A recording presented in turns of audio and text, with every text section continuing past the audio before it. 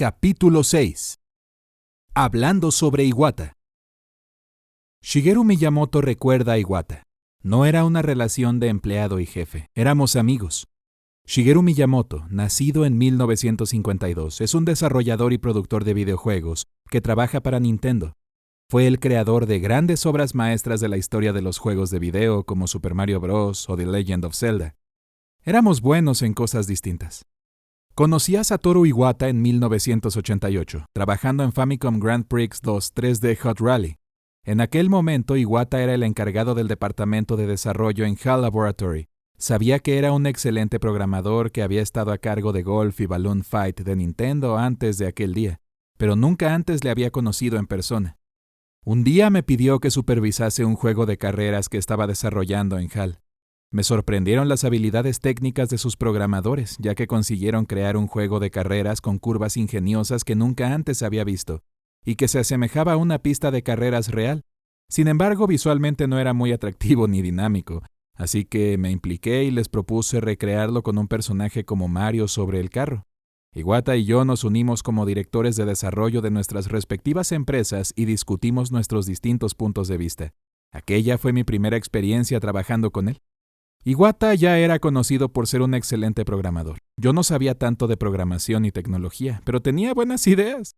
Ciertamente anhelaba tener a mi lado a alguien que me complementara, que tuviese las habilidades de las que yo carecía, y por eso fue muy emocionante trabajar con él. Y creo que también lo fue para Iwata. Sentía que podía confiar en él para que se hiciese cargo de todo lo que yo no podía hacer. Además de eso, creo que si hubiésemos sido buenos en lo mismo, hubiera sido más probable que chocáramos y que se dieran situaciones en las que uno de los dos tuviera que ceder. Trabajando con Iwata nunca me encontré en una situación parecida. En el caso de 3D Hot Rally, era solo un juego de carreras sencillo desde una perspectiva 3D, por lo que mi papel fue proponer que se usasen personajes de Mario para crear un juego más carismático y atractivo. Mientras que Iwata estableció los equipos y el procedimiento de desarrollo tras considerar quiénes eran los más apropiados entre los programadores de la empresa. Ambos éramos productores, pero en campos distintos. Aún así perseguíamos el mismo objetivo.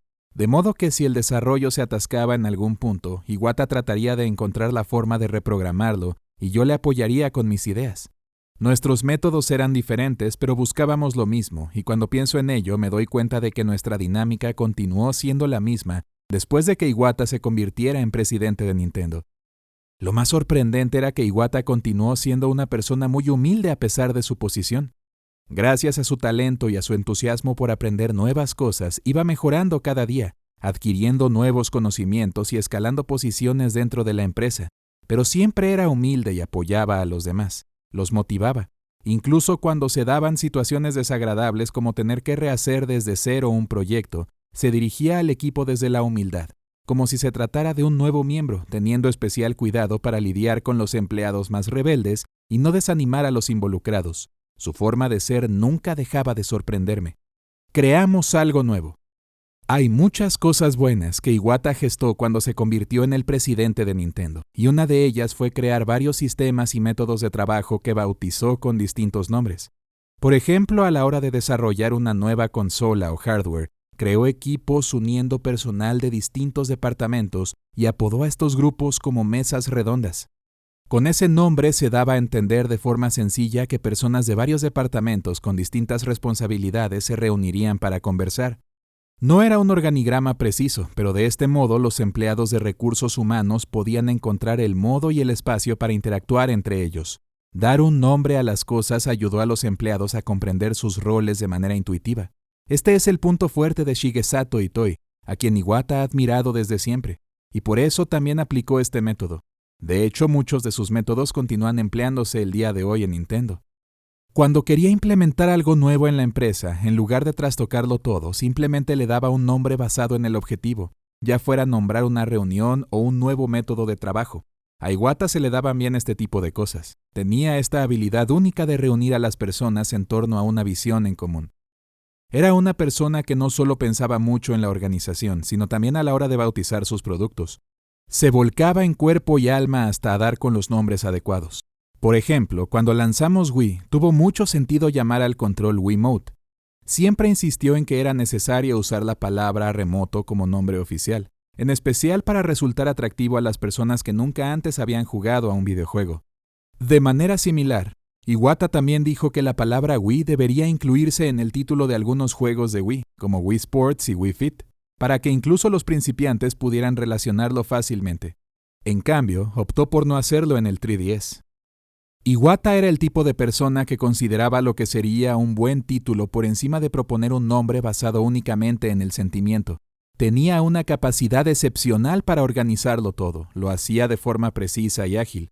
Para cada nombre que elegía, creo que siempre tenía en cuenta que fuera fácil de entender y que transmitiera un significado. No era un nombre nada más. Además, sus habilidades de lectura eran asombrosas, lo que le permitía leer rápidamente y evaluar cualquier programa. Por supuesto, era un programador experto, pero también era bueno leyendo y entendiendo los programas de otras personas. Su habilidad le permitía corregir o reescribir el código con facilidad. Creo que se debe a que disfrutaba de verdad leyendo un programa y averiguando qué era lo que el programador estaba tratando de hacer con él, basándose en la forma en que estaba escrito. Le gustaba mucho estudiar y aprender de los demás. Además, era asombrosamente rápido al teclado. Más de una vez traté de imitarlo, pero era imposible para mí. Incluso si teníamos puntos de vista diferentes, no había ningún conflicto entre nosotros. Podría decir que no acostumbro a recibir muchos cumplidos, pero Iwata me halagaba todo el tiempo, como si fuera una especie de príncipe. Solía llamarse a sí mismo el seguidor número 1 de Miyamoto. Pero lo cierto es que me sorprende que él recordase cosas que dije en el pasado y que yo no. Por ejemplo, una sola idea puede resolver varios problemas a la vez. Aunque fue algo que yo dije, esas palabras fueron más una interpretación del propio Iwata. Por ejemplo, parecía muy interesado en mi forma de pensar, las pautas que seguía o las conversaciones que tenía con otras personas a la hora de iniciar un proyecto. Pero en lugar de preguntarme directamente, él me observaba en silencio. Era muy divertido percatarme de ello y verlo disfrutar. Solía decirle que él ya era lo suficientemente hábil en muchos sentidos, pero no se quedaba tranquilo si no dominaba todos los campos. Su capacidad creativa era inmensa de por sí. Por ejemplo, la serie Brain Training fue creada desde cero por Iwata. Creo que descubrió por su propia cuenta cómo sacar partido a los recursos del Nintendo 10 en aquel momento. Fue un ejemplo de cómo puso en práctica su método de plantear un tema del que surge una idea y hacerla realidad por difícil que sea. En mi caso, tiendo a pensar en la psicología del jugador y en su situación antes de comenzar un proyecto, planteándome, creo que los jugadores se sienten de esta forma cuando juegan a un videojuego, o un jugador se divierte con este tipo de cosas. Iwata, en cambio, comenzaba sus proyectos en torno a ideas más específicas. Fue innovador que pensase en un tema como fortalecer el cerebro, la preocupación de la gente cuando piensa que su cerebro se está debilitando y facilitarles una forma de tratar de ejercitarlo por su cuenta con un videojuego. Todo ello conduce a la motivación de probar el juego, y ese fue el punto de partida del proyecto. Creo que él siempre estaba buscando hacer videojuegos sobre temas que pudiesen revolucionar, en lugar de pensar vagamente. Lo mismo sucedía en cuanto a la fabricación de consolas y hardware. Iwata y yo teníamos diferentes formas de pensar, pero nunca ha habido ningún conflicto ni ninguna discusión seria entre nosotros. Incluso si no estábamos de acuerdo en algo, compartimos nuestros puntos de vista y la información con la que contaba cada uno para estimularnos mutuamente a la hora de llevar a cabo el trabajo. En lo que sí éramos distintos era a la hora de vestir. Iwata le daba mucha importancia a este tema, e incluso cuando no había ningún estándar, él estableció uno propio con el fin de no incomodar a nadie. Por el contrario, mi opinión personal es que a nadie le importa cómo me vista. Dado que Iwata presidía la empresa, supongo que era lógico que tuviera que adoptar un enfoque severo en ese sentido. Aún así, seguía siendo único. Trabajando juntos en Pokémon Snap. Iwata y yo rara vez colaboramos por completo en un juego, y creo que la vez donde ocurrió de forma más reseñable fue con Pokémon Snap de Nintendo 64. Ese juego nació de un proyecto llamado Jack and the Beanstalk Project. Un juego de tomar fotografías con una cámara de Nintendo encargó a sus subcontratas. Pero, ¿cómo combinar esta idea con Nintendo? No encontrábamos la forma y acabó convirtiéndose en un verdadero reto. Trabajé para que el aspecto de tomar fotografías fuese atractivo, pero Iwata hizo hincapié en que un juego de tomar fotografías puede ser divertido. Pero lo más importante radica en el objetivo de estas fotografías. ¿A qué se les toma? Luego se le ocurrió que a la gente le gustaría tomar fotografías de sus Pokémon. Aquella fue la base de la creación de este juego. Combinamos la idea de Iwata de que los jugadores pudiesen tomar fotografías de los Pokémon Y por otra parte, mi trabajo, que era crear un modo de juego interesante para tomar dichas fotografías. Así nació Pokémon Snap. Normalmente, nuestras conversaciones no se centraban tanto en las tareas en las que colaborábamos, sino en el fomento de ideas. Cuando alguno de nosotros aparecía con un proyecto en mente, estudiábamos cómo podría funcionar. Pero si era un proyecto demasiado simple y sin errores a simple vista, tanto Iwata como yo cuestionábamos los méritos de tomarse la molestia de crear algo así. Cuando me sentía de este modo, era una gran bendición tener a mi lado a alguien que estaba de acuerdo con mi forma de pensar. En general, Iwata y yo nos poníamos de acuerdo en lo que respecta a las decisiones más relevantes sobre los videojuegos, pero nuestra forma de evaluar difería notablemente. Iwata trataba de hacer hincapié en los puntos que él consideraba interesantes. Por lo general, cuando juzgamos algo, el conocimiento que tenemos sobre el tema forma parte de nuestro juicio para evaluar, pero poder abrirse de miras y tener en cuenta el juicio de otra persona es algo muy importante. Libros, reuniones y espíritu de servicio. Un gran cambio en Iwata tras dejar HAL Laboratory y convertirse en presidente de Nintendo fue que comenzó a leer libros sobre negocios y gestión. Leía muchos libros en su tiempo libre y nos iba recomendando todos los que le parecían interesantes. No soy un lector empedernido, pero sigo leyendo los libros que Iwata me recomendaba en aquel entonces. Iwata no leía para encontrar respuestas en los libros, sino como una forma de reafirmar sus propias ideas y transmitir sus pensamientos a los demás a través de dichos libros. Siempre reflexionaba sobre lo que hacíamos en Nintendo y hacia dónde se dirigía la compañía. Y creo que los libros que leía recalcaban lo que él pensaba y reforzaban su determinación. Al recomendar a los empleados que leyesen ciertos libros, podía transmitirles sus ideas y unificar la visión de la empresa. Así es como le sacaba partido a la lectura. A veces solía comprar unos cuantos libros y los repartía entre los empleados más cercanos, mientras que otras veces recomendaba una lista de lectura general para toda la empresa. Entre los libros que Iwata recomendaba, el que recuerdo con mayor claridad fue uno relacionado con la economía conductual. Ni siquiera sabía que existía ese campo hasta que me mostró aquel libro, pero tan pronto lo leí, pude entender que era justo lo que habíamos estado haciendo todo este tiempo en Nintendo. Iwata era muy aplicado. En un abrir y cerrar de ojos leyó muchos libros del tema y profundizó en su comprensión. Después me explicaba de forma comprensible: esto es lo que está haciendo Nintendo. O tu forma de pensar, Miyamoto, es muy similar a lo que explican en este libro. Incluso pensé que podría escribir un libro de esas características yo mismo. Además de los libros, Iwata, como presidente, valoraba las reuniones con sus empleados y compañeros. Fue uno de los primeros presidentes en inculcar la importancia del papel de un mediador dentro de la empresa. En su opinión, el mediador debía ser la persona encargada de conducir una reunión y asegurarse de que fuera productiva. Si no hay suficientes ideas creativas, él las aporta, y si hay demasiadas por parte de diferentes personas, las organiza y unifica. En otras palabras, el mediador da forma y dirige cada reunión.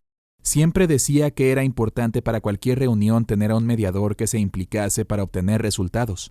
A veces incluso recomendaba a un empleado: tú deberías ser el mediador de este equipo. Era algo muy interesante, y ser nombrado mediador significaba que, con el tiempo, si eras competente, podrías adquirir experiencia para mejorar tu posición en la empresa.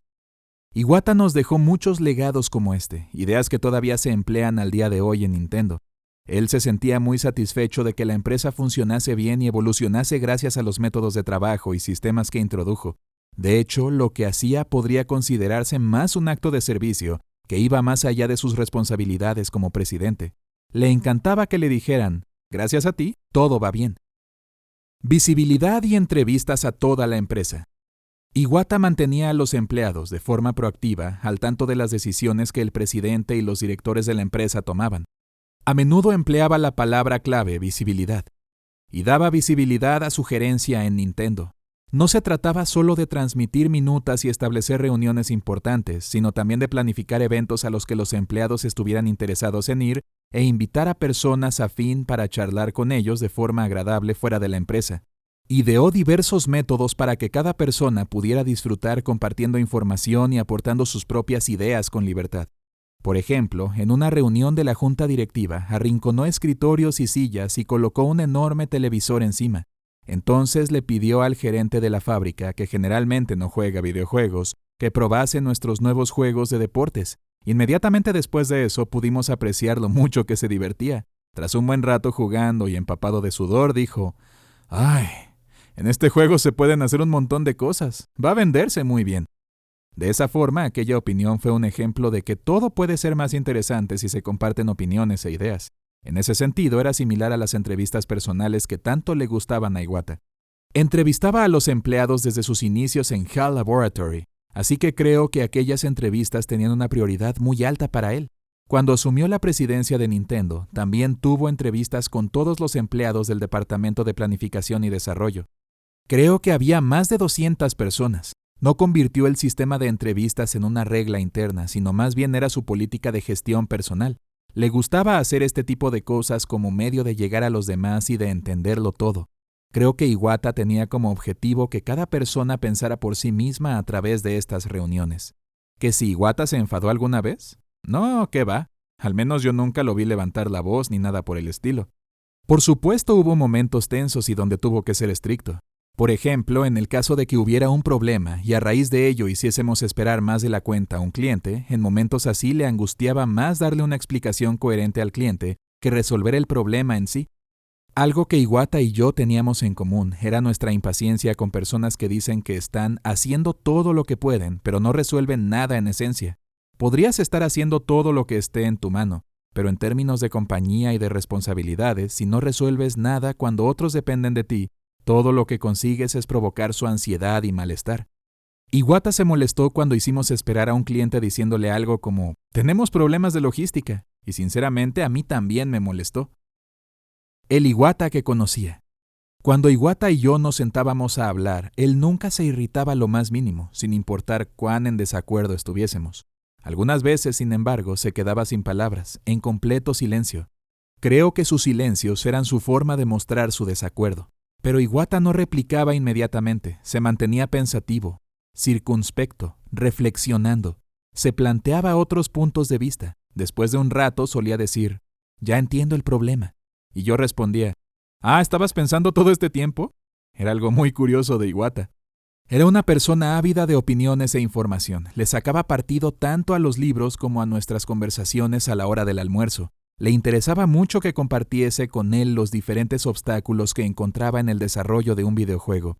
Una semana después siempre aparecía con soluciones. Era algo de su personalidad que nunca cambió desde que nos conocimos, ni un poco. Una de las primeras veces que trabajamos juntos, cuando estaba de visita en Yamanashi, perdimos la noción del tiempo y trabajamos hasta altas horas de la noche, así que salimos a cenar ramen.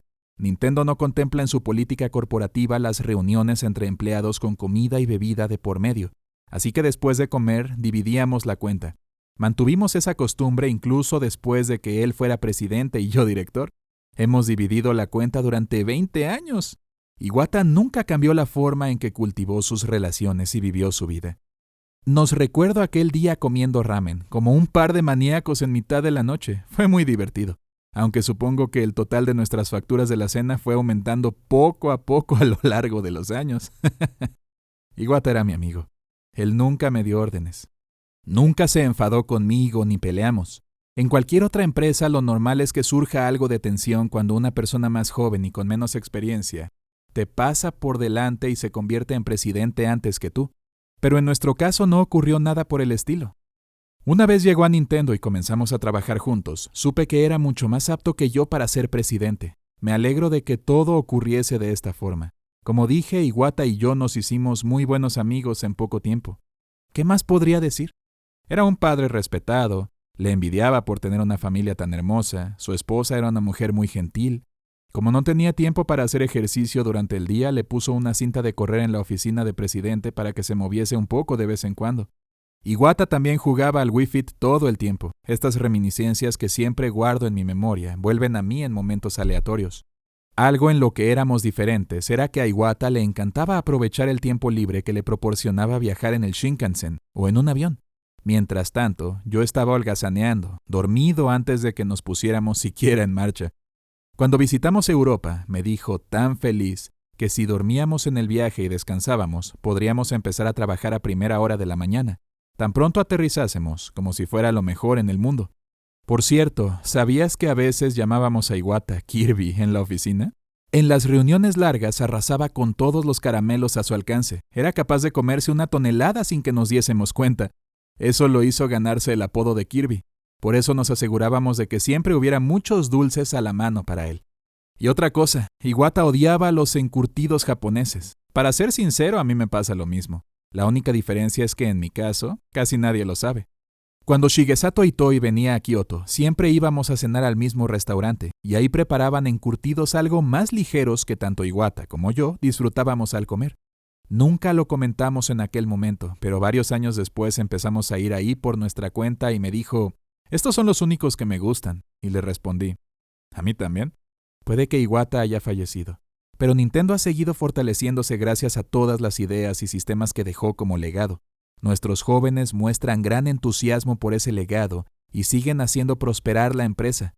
Lo que más me entristece es que, si tengo una idea loca durante el fin de semana, no hay nadie a quien pueda llamar para contársela hasta el lunes por la mañana.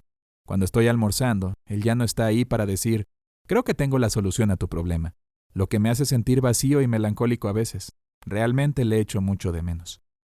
Shigesato Itoi recuerda que Iwata solía decir, soy una persona que disfruta haciendo felices a los demás. Nacido en 1948, Shigesato Itoi es el redactor y editor jefe de Hobo Nikkan Itoi Shinbun. Sus proyectos creativos abarcan desde desarrollar videojuegos hasta la composición de canciones. Conoció a Satoru Iwata a través de su trabajo conjunto en Earthbound. Fue el comienzo de una profunda amistad. Cuanto más le conocía, más confiaba en él. Conocí a Iwata cuando trabajábamos juntos en el desarrollo de Earthbound. Antes de eso ni siquiera nos habíamos saludado o intercambiado palabras de pasada. Hiroshi Yamauchi, el presidente de Nintendo en aquel entonces, me solía preguntar, ¿todavía no has conocido a Iwata? E insistía en que debíamos conocernos, pero la oportunidad nunca parecía surgir. Lo curioso es que cuando pregunté a Iwata sobre esto años después, resultó que Yamauchi le había estado diciendo exactamente lo mismo a él. De modo que cuando comenzaron los problemas con Earthbound y las dificultades para seguir adelante con su desarrollo, le pedimos ayuda a Iwata. Nos reunimos en Tokio en las oficinas de Ape Inc., donde desarrollábamos el juego al principio. Le expliqué a Iwata exactamente en qué condición estaba Earthbound, y le aclaré todos los detalles, incluyendo qué tipo de papel podría desempeñar en el proceso. Cuando terminé, Iwata me dijo una frase que pasaría a la posteridad. Tomará al menos 2 años arreglar este juego con lo que tenemos, pero si empezamos de cero, podríamos tenerlo listo en solo medio año. ¿Qué eliges? Por supuesto, decidimos empezar desde cero. Poco más de 1 año después, tras pulir los últimos detalles, Earthbound se lanzó al mundo, una hazaña inimaginable para cualquiera que conociese desde dentro el caos en el que había estado sumido el proyecto. Fui muy feliz. Es difícil encontrar las palabras, pero mi primera impresión de Iwata fue extraordinariamente buena. No nos habíamos relacionado antes de aquello, pero se involucró en el proyecto como si siempre hubiese estado ahí. Años más tarde, Iwata me confesó que, en aquel momento, se sintió muy tenso y preocupado, pero nosotros no lo notamos en absoluto. ¿Lo arreglamos como está? ¿O empezamos desde cero? Pronunció aquellas palabras con total seguridad y con familiaridad.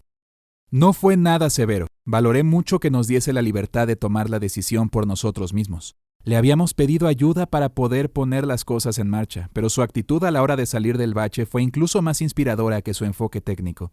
Por eso, cuanto más le conocía, más confiaba en él. No es por hablar de mí mismo más de lo necesario, pero una vez que Iwata se involucró en el proyecto, comencé a sentir el peso de la responsabilidad más que nunca, en el buen sentido, claro. En aquel momento, el trabajo que me daba de comer era el de redactor publicitario, y a pesar de haber pasado años trabajando en videojuegos, todavía los veía como algo que hacía por diversión o por hobby. Desde el punto de vista creativo, podría ser algo positivo, pero también sentía que podía poner en peligro todo el proyecto. Entonces apareció Iwata, y sin mostrar signo alguno de arrogancia o frustración, sonriendo, nos dio las pautas para salvar Earthbound. En aquel momento me di cuenta de que incluso con su ayuda no iba a ser fácil, por lo que me vi obligado a asumir más responsabilidades. Pensándolo bien, creo que solo pudimos cambiar el destino del proyecto porque Iwata nos devolvió la esperanza, haciéndonos creer que podíamos hacerlo. Iwata nunca cambió.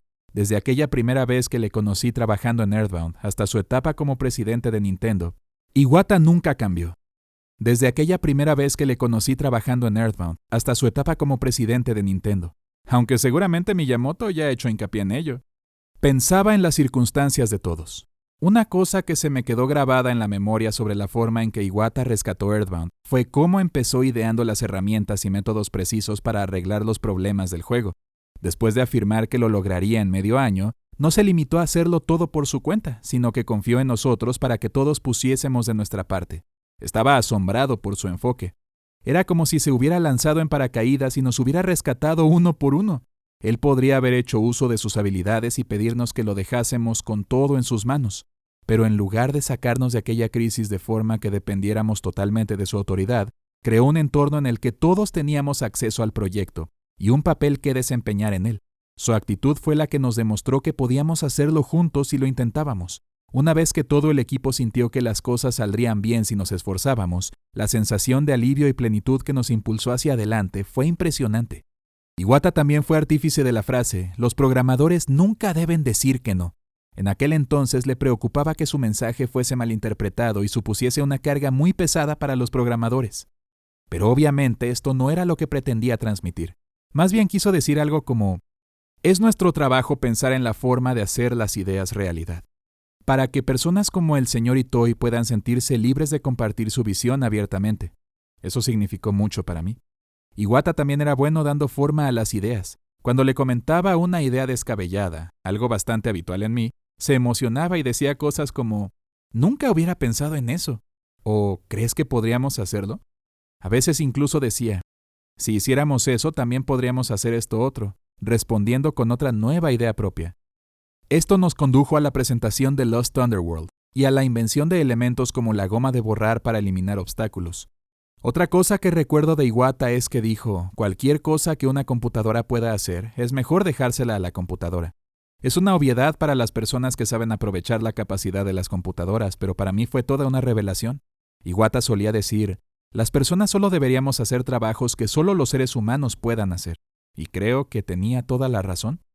Probablemente Iwata era mejor usando computadoras, pero nunca recurrió a su experiencia para ponerse por encima de los demás. En cambio, siempre tuve la sensación de que estaba más interesado en el trato con los seres humanos y en lo que nosotros podíamos hacer debido a que el trabajo rutinario de las computadoras era algo que ya conocía lo suficientemente bien.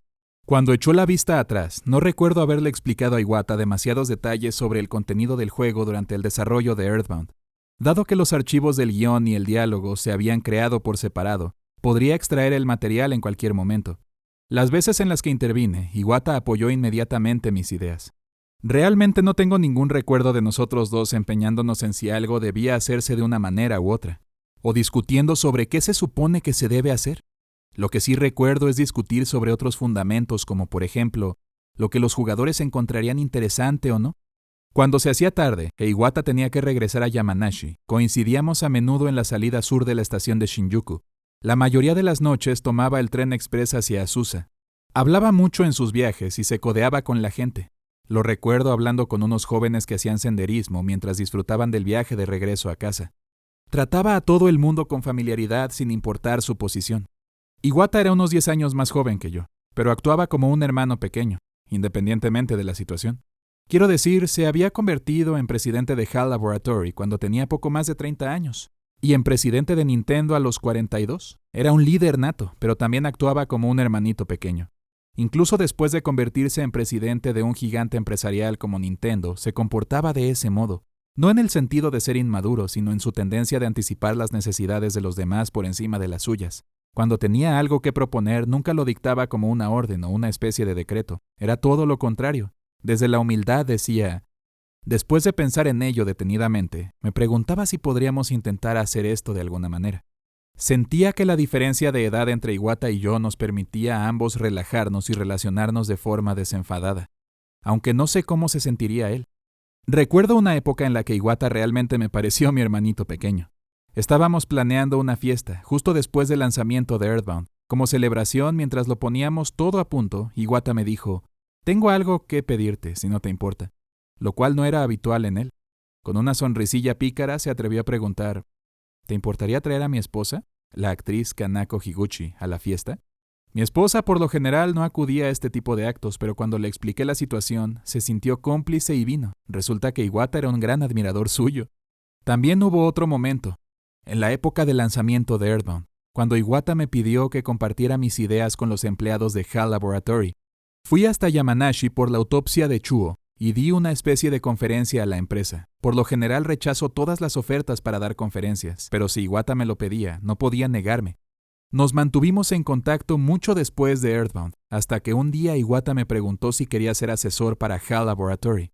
Visitó mi empresa y estuvimos conversando acerca de los detalles. Quiso contarme todo sobre su enfoque del trabajo y quería que le escuchase antes de tomar la decisión. La verdad es que cuando me preguntó, yo ya estaba listo para decir sí, pero le escuché con toda mi atención hasta el final, como me lo había pedido. La mayor parte de lo que dijo estaba relacionado con la búsqueda de la felicidad. Me di cuenta de que siempre decía ese tipo de cosas. Él era una persona que quería hacer felices a los demás. Era feliz cuando sus amigos y sus clientes eran felices. Creo que le dije que me gustaba cómo usaba la palabra inglesa happy para referirse a la felicidad.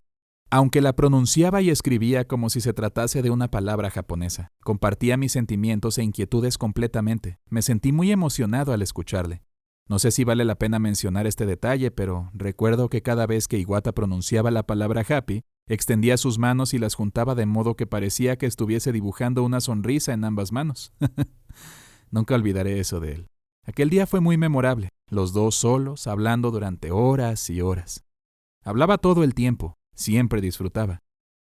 Después de que Iwata se convirtiese en presidente de Nintendo, comencé a viajar a Kioto con regularidad, así que tuvimos muchas más oportunidades de vernos. Cuando Iwata venía a Tokio, también pasaba con frecuencia por nuestra oficina para hablar. Incluso si teníamos poco tiempo, tratábamos de encontrar huecos en nuestras respectivas agendas para vernos. Siempre que nos veíamos, hablábamos sin parar hasta el punto en que mi esposa una vez me dijo, «¿De verdad son unos charlatanes?» Cuando nos veíamos en Kioto, solíamos ir a la ciudad a hacer distintos recados. Luego charlábamos un rato a la hora de comer, íbamos a su casa y continuábamos con nuestra cháchara un poco más. Iwata solía lanzarle una pelota a su perro mientras hablábamos, hasta que su esposa lo sacaba a pasear, y cuando regresaba todavía nos encontraba ahí hablando. Recuerdo que el día que más hablamos, llegué a su casa a la hora del almuerzo y charlé con él hasta pasadas las 9 de la noche. Seguramente su esposa se preguntaba qué diablos le pasaba a este par de tontos que se la pasaban ahí platicando por tanto rato. ¿Pero de qué hablábamos tanto tiempo cuando nos veíamos en Kioto y en Tokio?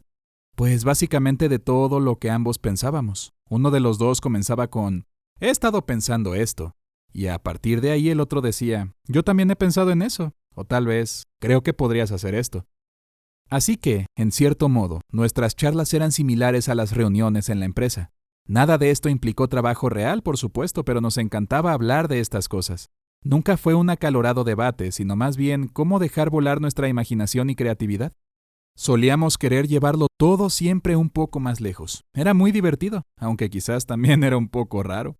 Incluso cuando viajábamos juntos en el Shinkansen, hablábamos todo el tiempo, excepto las veces en que me echaba un sueñito. Iwata nunca dormía en los trenes, así que no dejaba de hablar. Alguna vez tuve que decirle con sinceridad, «Lo siento, pero me voy a dormir». En momentos así, Iwata sacaba su computadora portátil y comenzaba a trabajar. Esto pasó más veces de las que puedo recordar. Lo que pasaba con Iwata es que no era nada inseguro. Siempre decía lo que tenía que decir, pero nunca de malas maneras o enfadado. Es por eso que podíamos hablar y hablar durante horas, solo nosotros sin sentirnos incómodos. Su personalidad era como un reflejo de su bondad. Realmente era un hombre decente, alguien con quien cualquiera, hombre o mujer, podría pasar mucho tiempo a solas con total comodidad.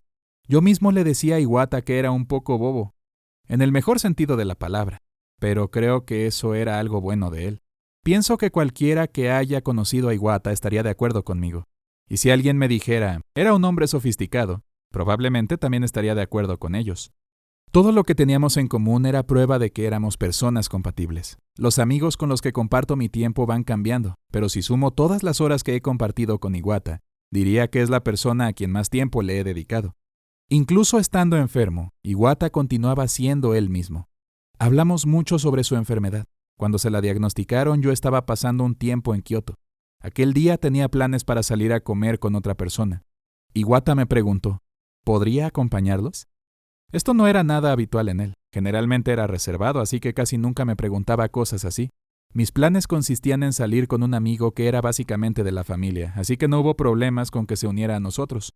Una vez que estuvimos juntos en el restaurante, Iwata no dijo ni una palabra sobre su diagnóstico. Debía de resultarle difícil abordar un tema así en un ambiente jocoso. Más tarde, después de que mi hija se comprometiera en matrimonio, estuve en Kioto y me preguntó una vez más, ¿podríamos cenar juntos? Fue entonces cuando finalmente me confesó que estaba enfermo. No pudo llamarme o enviarme un mensaje de texto para decirme algo así. Ciertas cosas deben decirse cara a cara. Al instante cambió de tema para preguntarme cuál sería el regalo de bodas más apropiado para mi hija.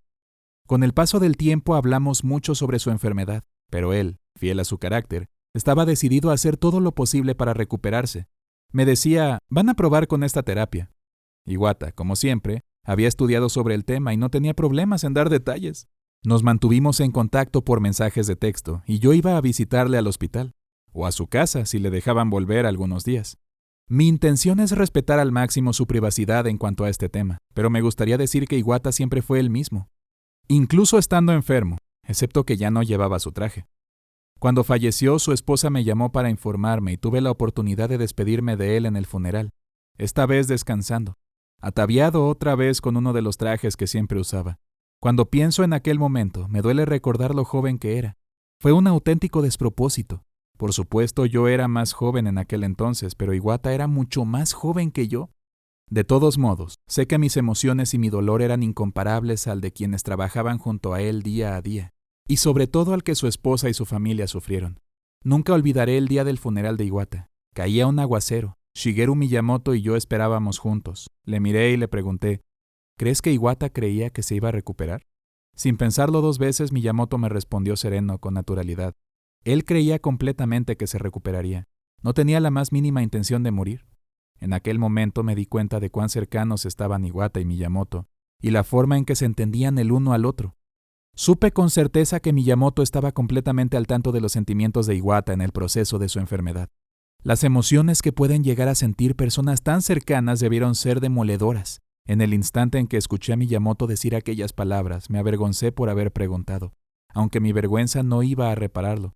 Siento que todo estuvo conectado, desde el momento en que conocí a Iwata, cuando enfermó, cuando recibí la llamada de su esposa sobre el funeral, y aquel momento en que Miyamoto y yo hablamos. Nuestras largas tardes en Kioto, charlando con Iwata hasta el anochecer, permanecerán por siempre en mi memoria, tratando de hacer felices a los demás.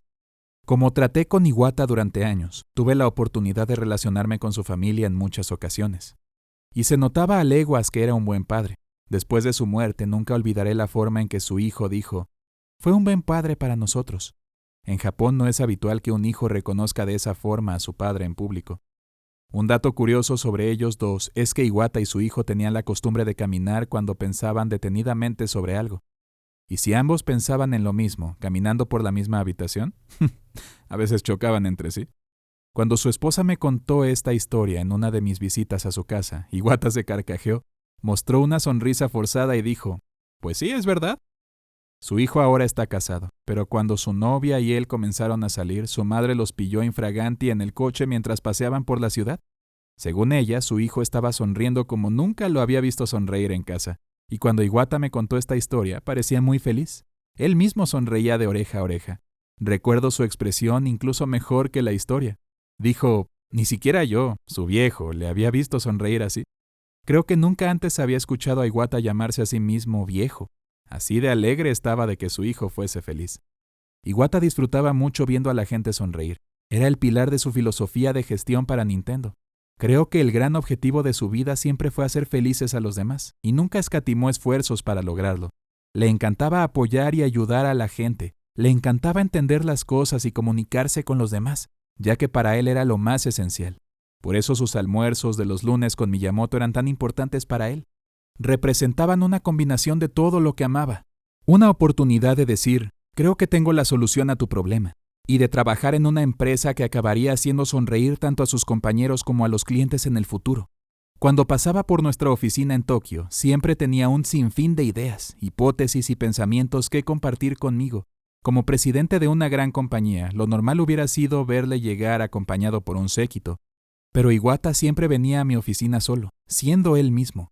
Tomaba un taxi hasta aquí y mientras cargaba con sus portafolios, aún puedo escuchar su forma de decir «Hola», con aquel tono de voz tan particular.